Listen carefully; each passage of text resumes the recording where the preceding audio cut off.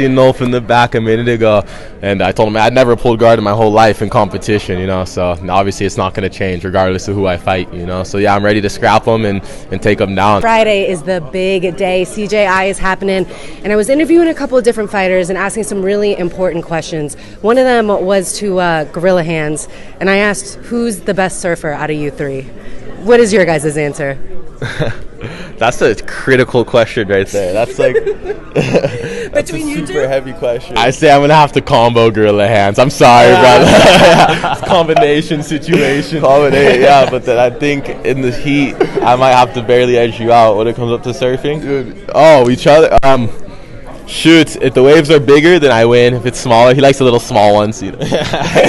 Well, Gorilla Hand said that he has been surfing for much longer than you guys. He kind of takes that like surfer vet, and he's like, I've surfed bigger waves. I don't know about that. Yeah, it's possible. No, down in Port though, it's possible. Like in Mexico, he's probably taking. We gotten some pretty big bombs out in Costa too, for sure. And are you guys missing Costa Rica right now? I know you're all zoned in for the $1 million, but after this, is it back to Costa Rica? For sure, that's always the goal. The plan. We got so much stuff coming up. Like I think 2 or 3 weeks after. 2 weeks after, we got the Mikey match, and then another MMA match in October. So I don't know how realistic that is. But fingers crossed. Hopefully, we get out there. Yeah. Got to keep the grind going. I mean, your guys' first round of matches are pretty crazy. Ty, you first. You're matching up with the wrestler. So a lot of people are wondering, is the jiu-jitsu guy going to try to wrestle the wrestler? What's going to happen come tomorrow night? Automatic. I just seen Nolf in the back a minute ago, and I told him I'd never pulled guard in my whole life in competition, so obviously it's not going to change regardless of who I fight, so yeah, I'm ready to scrap him and take him down. That's my goal. I'm real excited. And I know you're not looking ahead of anyone at all, but then the quarterfinals is going to be between Levi and Roberto. So are you excited for any particular matchup to go which way?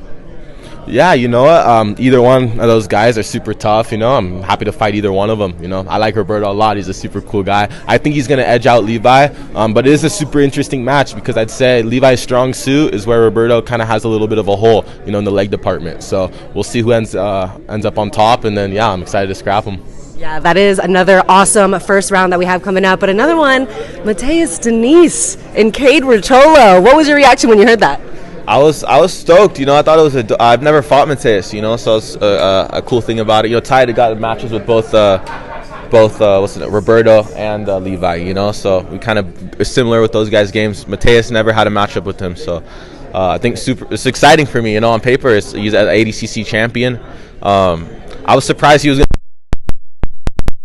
division. I'm like, Mateus Denise, like it kind of surprised me a little bit, so. Technically 2 ADCC champions first round. That's pretty crazy. I'm excited. Right? Yeah, it's quite poetic. I feel like it was kind of meant to be the way these matchups have. We have some crazy rematches as well. Is there anyone in the particular bracket, though, that you're hoping to get a match with? No one specifically, I always never specifically want to fight someone unless they irritate or annoy me, you know what I mean? And everyone's been on good behavior, but it's been all good vibes, so no one in particular, but probably my brother in the final. That's the goal. Yeah, that's a big competition right here. So the big purpose of this was to really stand up for fighter pay, and I feel like y'all broke the jiu-jitsu internet when it was announced that you guys were leaving ADCC for CJI. So I know you've told a couple people of what your thought process was, and of course it's the $1 million, but I feel like you guys accepting it is just because you're doing it for the cause of everything. Is that right, or am I speaking out? No, I mean, I think there's so many variables that kind of came into our decision, or that manufactured our decision. Obviously fighter pay, the pay itself, all those are big things. I think for me, honestly, thanks to Craig for holding it down on the front lines as far as that goes. He's changing the sport, and we're going to get paid the most we've ever been paid, so that was a big factor. And then also being able to be in the same division on opposite ends was a big factor for us too, to be able to take out that $1 million and then scrap each other in the finals, is our goal, that's the plan. And then aside from all those variables, when I was looking at formulating and I seen some of the names start, hopping into the division, it was almost felt like, compared to last year's ADCC, like at least the 77 kilogram division, it was already more stacked than that. You know what I mean? It's crazy because last ADCC 77 was probably one of the craziest divisions I've ever seen, or been a part of for sure. So overstepping it, and for us, our goal is to never be anything short of the best in the world, you know. So in order to be the best in the world, you got to beat the best in the world, and I feel like that's here. You know?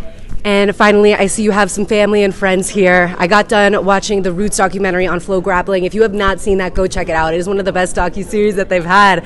I really feel like you guys are shining bright as like the epitome of jiu-jitsu, the face of jiu-jitsu right now. So what is it about how you guys were raised? I just met your mom, and she's the most beautiful energy ever. But like, what is it about how you guys were raised that kind of brought you to where you guys are at today? Thanks for those handful of compliments for starters. Yeah, that's rad. I wish you could flip the camera to the parents right now, you know, but yeah, that's pretty much all we owe it to, you know. I think about my brother and I, and we've just been so blessed, you know, by God and by our parents. You know, we had the most supportive parents all the way through. We had a portable training partner wherever we went, you know, and from 3 years old, we were always training with high-level, amazing instructors, you know. And I think with having such great parents, and also what jiu-jitsu can do for you as your personality and as build your characteristics, you know, as far as all the values, you know, respect and all those things like that. It's kind of like the reason why I feel like we're the roots, you know, the roots of jiu-jitsu, almost in a sense where, you know, technique overcoming strength, respect, all those main pillars that we were really installed into us from 3 years old, you know, from our parents and jiu-jitsu, just kind of carried on. Lifestyle, yeah. We love it. Well, we cannot wait to see you guys in action. You really elevated this entire tournament to a whole nother level. Darces, buggy chokes, Ruotolo teens. We cannot wait to see it. These are the Ruotolo brothers. Will we see them in the final? Find out this weekend. It is CJI. Good luck, my